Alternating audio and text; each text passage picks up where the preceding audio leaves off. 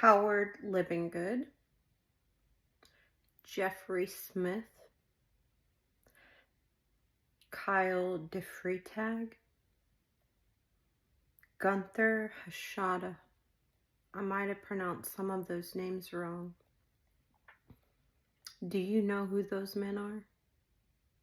I didn't until this morning, because last night I watched a news clip that mentioned, just alluded very, very quickly, briefly, just barely mentioned something that made my hackles go up. And this morning, I had to do some research. These 4 men were present during the January 6th insurrection. All 4 of these men were officers on duty during the attack. All 4 of these men died by suicide.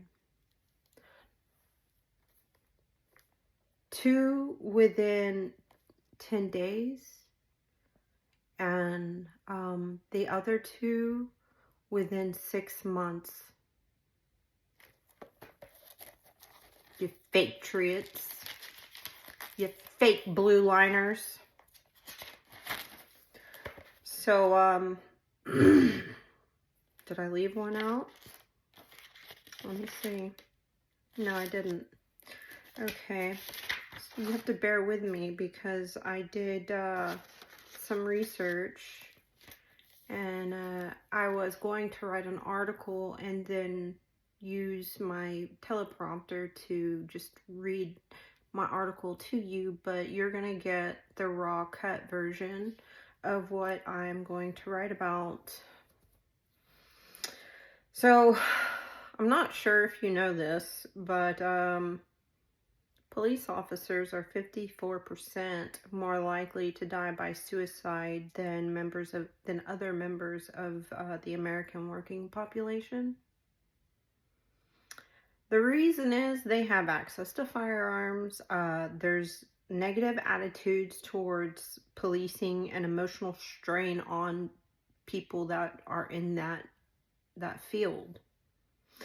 You know, a lot of times they deal with very hard things, such as murder cases, investigations with dead bodies, investigations involving children that have been abused. I'm trying to get that light out of my glasses. Hold on, it's bugging me. So anyway,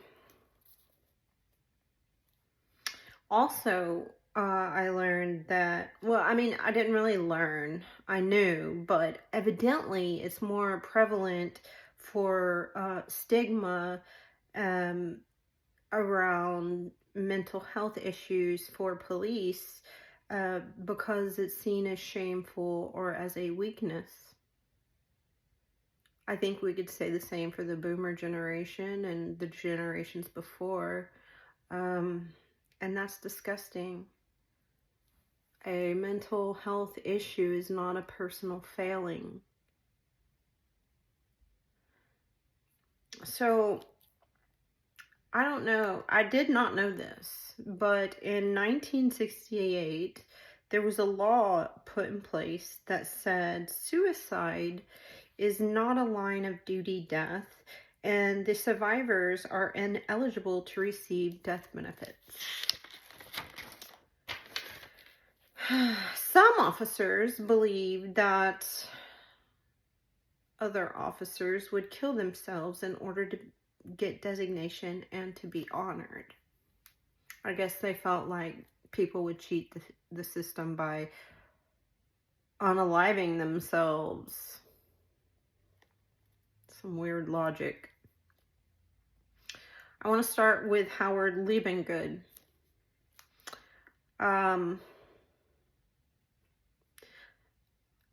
Let's see here.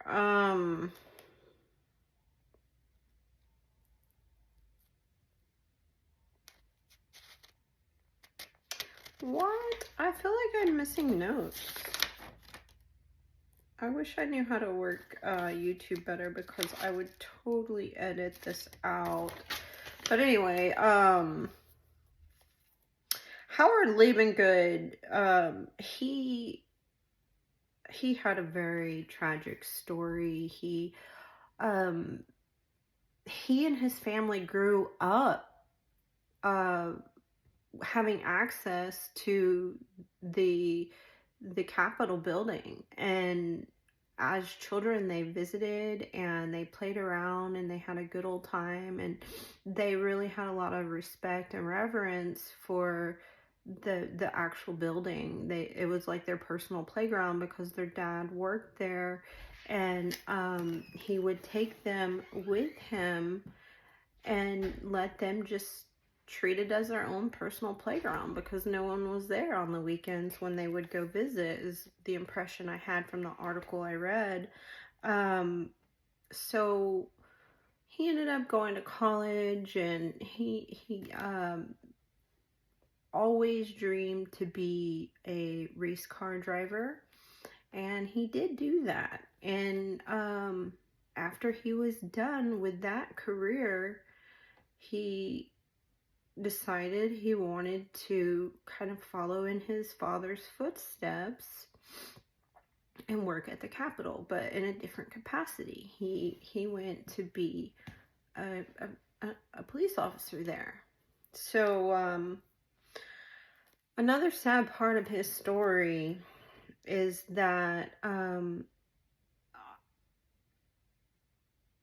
his wife attended a memorial service for all the Capitol police officers who had died in the line of duty over the years. His death was acknowledged, though not fully honored.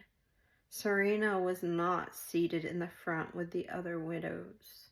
He was also supposed to have a ceremony in the actual Capitol, as the other officers had, that had died as a result of the insurrection. Because he had death by suicide, the offer was rescinded. I found that pretty disgusting. So in May of 2022, there was a bill to make law enforcement officers who died by suicide eligible for line of duty death benefits. See, what's gone on is these men died by suicide as a direct result of the stress, the trauma.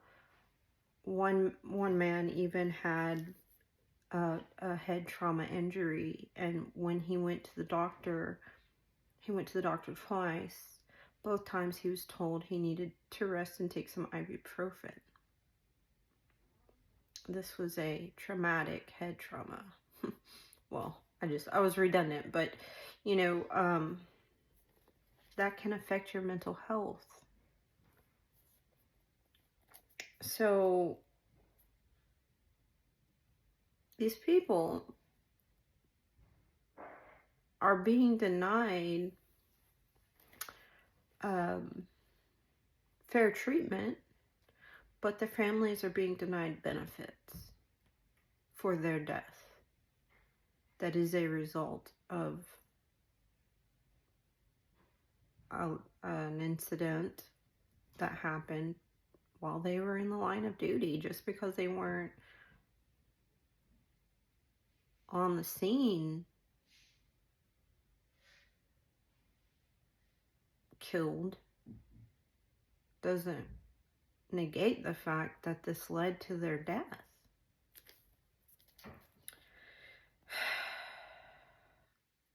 Howard Libengood was the first to be recognized as a line of duty death by the DOJ. Hundreds of families are still waiting on benefits because this new law, it was the legislation was called Public Safety Officer Support Act of 2022, helped families receive death benefits if the expired traumatic events, if they experienced traumatic events while on the job in 2019 or later. As I said, hundreds are still waiting on benefits. Jeff Smith, he was the guy I was talking about that had the head trauma. He had multiple assaults on 1/6. In a text he sent to, I believe, his brother or sister, he said it was the worst day of his life. His wife said he was never the same. On January 15th, he took his life. He was 35 years old. He was struck and fell down.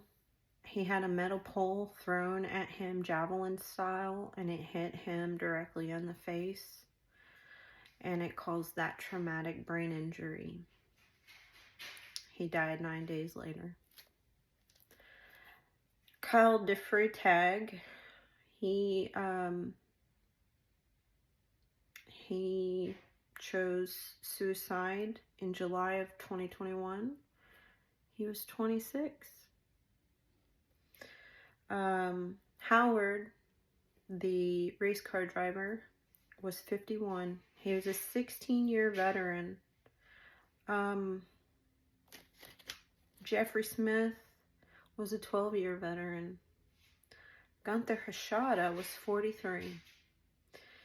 He died by suicide on July 29th of 2021. In 2022, there were 183 suicides by police officers. I got a little curious to find out what are the top 10 professions with high suicide rates. I found it very interesting because most of those are related to student loans. If you'd like to learn more, please let me know, because that will be something I will cover soon. Suicide is very important to me because I'm a survivor. I've also attempted and experienced suicidal ideation. I know just how scary it is, and I hope that if you ever feel suicidal, you will reach out to someone that you love, because having lost a parent to suicide was definitely one of the hardest things I've ever experienced. So please reach out to me. I don't care if you're a stranger. I'm here.